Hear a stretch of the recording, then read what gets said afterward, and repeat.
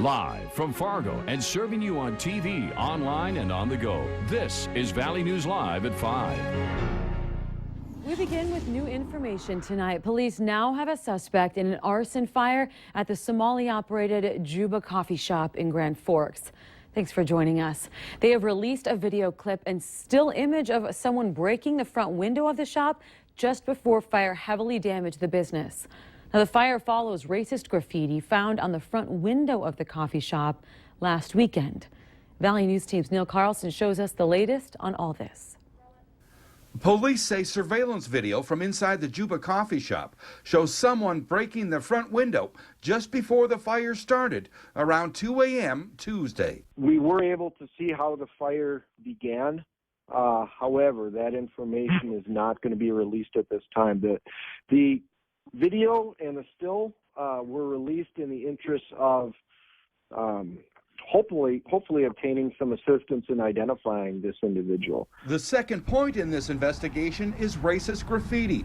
A Nazi symbol with the words "Go Home" were found painted on the front window here last weekend. Lieutenant Zimmel says at this point they have no evidence linking the fire suspect to the racist graffiti. Is it possible that they're connected? Certainly it's possible. Anything is possible at this point.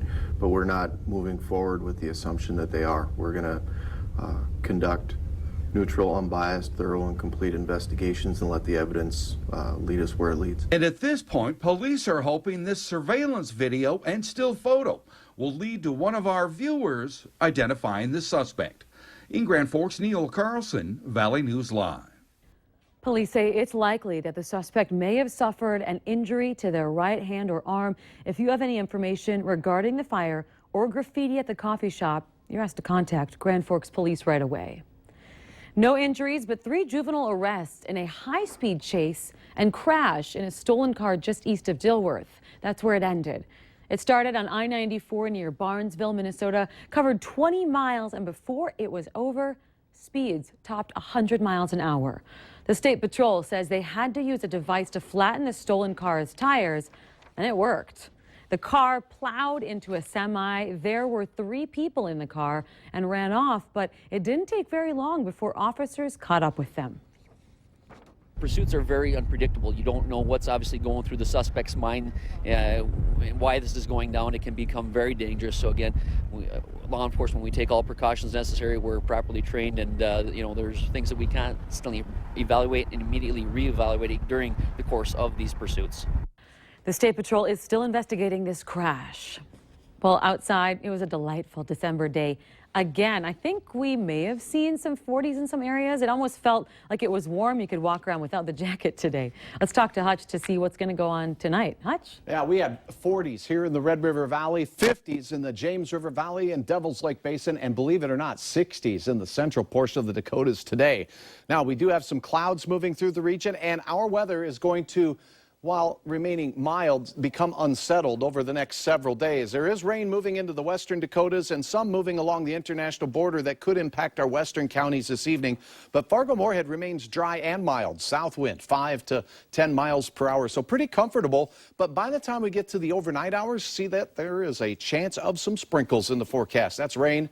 And I'll have details on some more precipitation in the forecast. For you snow lovers, there may be some miles of smiles to talk about, and we'll do just that in a few moments. You get warm weather, and then all of a sudden you get some snow. It's pretty fun. Yeah, there's snow in the globe right now if you shake it up, and we'll tell you when it gets here in a moment. Thank you, Hutch. You bet. Weeks after allegations of student harassment involving revealing pictures and drugs of Hillsborough High School students, the district is offering a social media forum for parents. Now, the free forum is tonight at 7 at Hillsborough High School for parents in the Hillsborough and Central Valley District. In early November, the North Dakota Bureau of Criminal Investigation, along with Hillsborough Police, were investigating the allegations to see if it involved any criminal actions. The Hillsborough Police Chief says the investigation is still going on, and he doesn't know if BCI wrapped up their portion. Valley News Team's Ashley Bishop talked with the district on why this forum is important for parents and the community. Cell phones and social media are not going away anytime soon. So that is why Hillsborough School District decided to host a forum for parents called Students and Their Personal Devices. That's kind of the process where we're stuck right now. Adults really don't know how to teach it because we haven't grown up with it. Students and kids really don't know how to use it, etiquette-wise, and nobody's there to teach them. Baszler says since last spring, parents have asked the district about how to handle this topic. He says the allegations sped up the process of having the discussion and adds that many parents need to step into their child's electronic world. You have to move past that, I don't want to invade my child's privacy, to I need to know what's going on in my children's life or my child's life. Principal Baszler says students can be on social media at all hours of the day, making it more than just a school issue. This is not just a school problem. It's a community problem. A lot of this stuff is not taking place from 8 o'clock in the morning till 4 o'clock in the afternoon or 3:30. A lot of this stuff takes place in the evenings.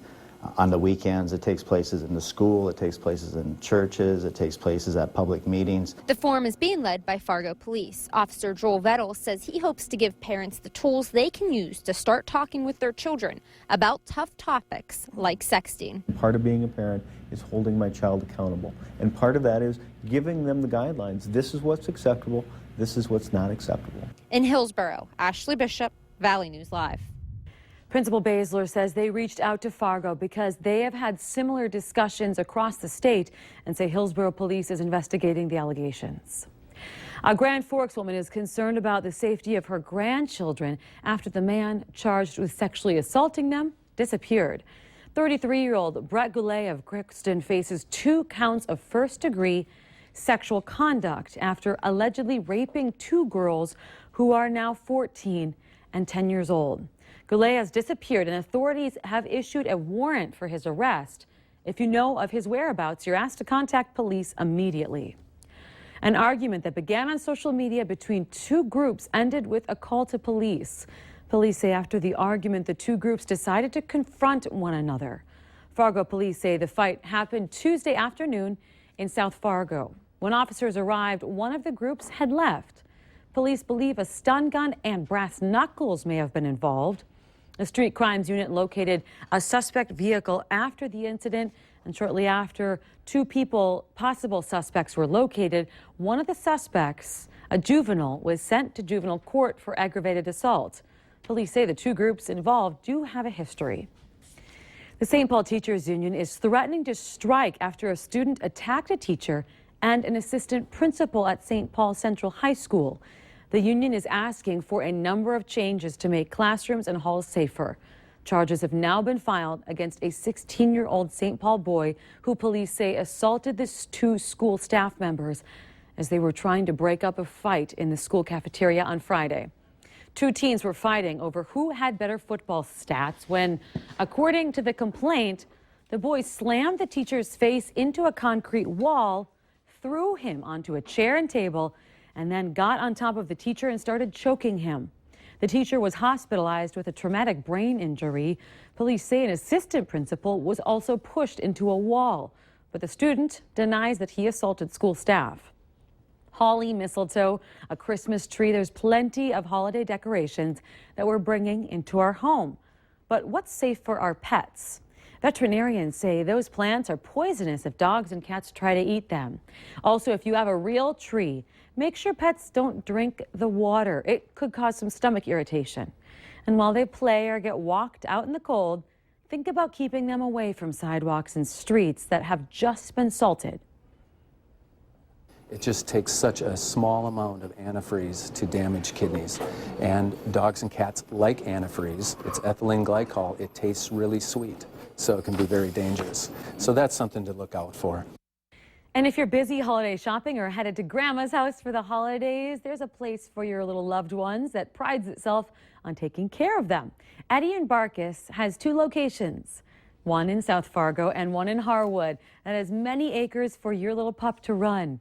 Each employee is also trained as pre-vets or vet techs. So it's something where they want to make a difference with the pet. And what they have done to Eddie and Barkus, they brought it to a different level. And that level is kindness, care, safety. It has all that. For more on Eddie and Barkus or other ways to keep your dog safe through the winter, go to valleynewslive.com and look for this story under the Valley Today tab. Graham crackers, gumdrops, and white frosting, all the elements needed to create a perfect gingerbread house. Today, students at Lincoln Elementary got to put on their construction caps and work on this popular holiday activity. To help them with the work, parents or guests were also invited. Doesn't that look fun? The event has become a tradition at school, bringing families closer together and helping students improve their math skills. When we're constructing and building them, we talk about the shapes of the crackers we put on, and as they're decorating, they're practicing math skills like patterning and counting and symmetry. And we could all learn a little something about that. Other kindergarten classrooms at Lincoln will do the same activity throughout the next 2 weeks.